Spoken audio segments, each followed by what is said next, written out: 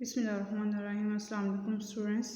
Class 1 آج ہم نے علم حاصل کرو کی پڑھائی کرنی ہے۔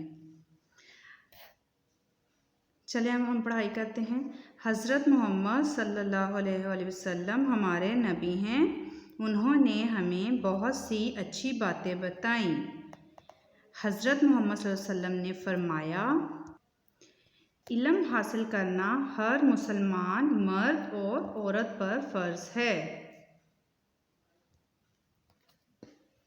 آگے ایک اور جگہ فرمایا، جو شخص علم حاصل کرنے کے راستے پر چلتا ہے، اللہ اس کے لیے جنت کا راستہ آسان کر دیتا ہے۔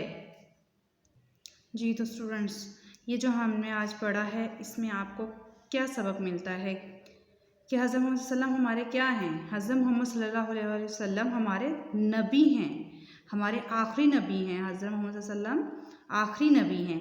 انہوں نے ہمیں کیا بتایا؟ انہوں نے ہمیں بہت سی اچھی باتیں بتائی۔ اور حضرت محمد صلی اللہ علیہ وسلم نے کیا فرمایا؟ حضرت محمد صلی اللہ علیہ وسلم نے فرمایا کہ علم حاصل کرنا ہر مسلمان پر فرض ہے، چاہے وہ مرد ہے یا عورت ہے۔ مرد اور عورت دونوں پر علم حاصل کرنا لازم ہے۔ آگے کیا فرمایا کہ جو شخص علم حاصل کرتا ہے اس کے راستے آسان کر دیے جاتے ہیں، اور اللہ اس کا جو جنت کا راستہ ہے وہ بھی آسان کر دیتا ہے۔ ایک علم حاصل کرنے سے ہمارے تمام راستے آسان ہو جاتے ہیں۔ سب سے بڑھ کر تو جنت کا راستہ آسان کر دیتا ہے اللہ، تو اس سے بڑھ کر کیا چاہیے؟ تو ہمیں بیٹے اچھا علم حاصل کرنا چاہیے، جو جس سے ہمارے لیے آسانیاں ہوں، جنت کا راستہ ہمارے لیے آسان ہو جائے۔